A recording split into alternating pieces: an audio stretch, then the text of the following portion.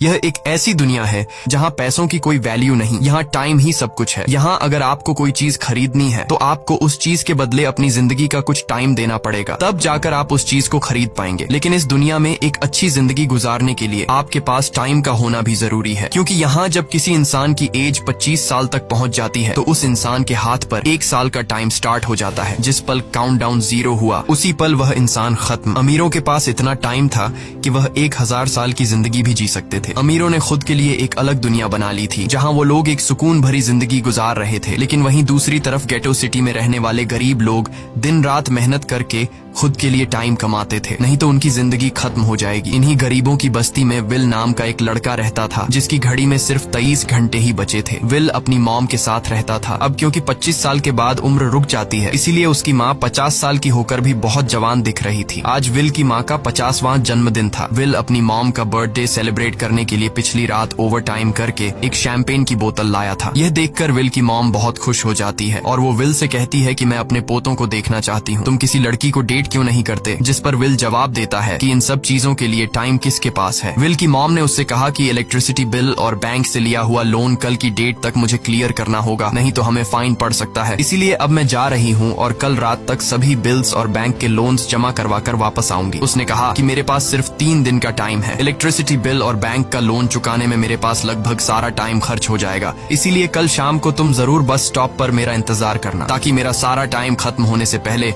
मैं तुमसे कुछ टाइम ले सकूं। इस पर विल ने कहा ठीक है, मैं टाइम पर पहुंच जाऊंगा। जाने से पहले विल की माँ विल के हाथ को छूकर उसकी बॉडी में 30 मिनट ट्रांसफर करती है ताकि विल अच्छा नाश्ता खरीद कर खा सके। इसके बाद दोनों अपने अपने काम पर निकल गए। रास्ते में विल के पास एक छोटी बच्ची आती है। वो विल को एक कैप्सूल देकर विल से उसका थोड़ा सा टाइम मांगती है। विल मुस्कुराते हुए उस छोटी बच्ची को कैप्सूल में अपनी जिंदगी का 5 मिनट का टाइम दे देता है और वह चली जाती है। यहाँ हमें पता चलता है कि यह लोग अपने टाइम को एक कैप्सूल में स्टोर भी कर सकते हैं, जिससे यह लोग कभी भी यूज और ट्रांसफर कर सकते हैं। इसके बाद विल काम के लिए फैक्ट्री पहुंच जाता है। काम शुरू करने से पहले वह कॉफी लेने जाता है, लेकिन वहाँ वह देखता है कि हर एक चीज का दाम डबल हो गया है। जहां पहले कॉफी 2 मिनट की मिलती थी, अब उसका प्राइस डबल होकर 4 मिनट हो चुका है। यहाँ पर कभी भी किसी चीज का भी दाम बढ़ा दिया जाता है बिना किसी अनाउंसमेंट के। ये बात विल को बहुत बुरी लगती है।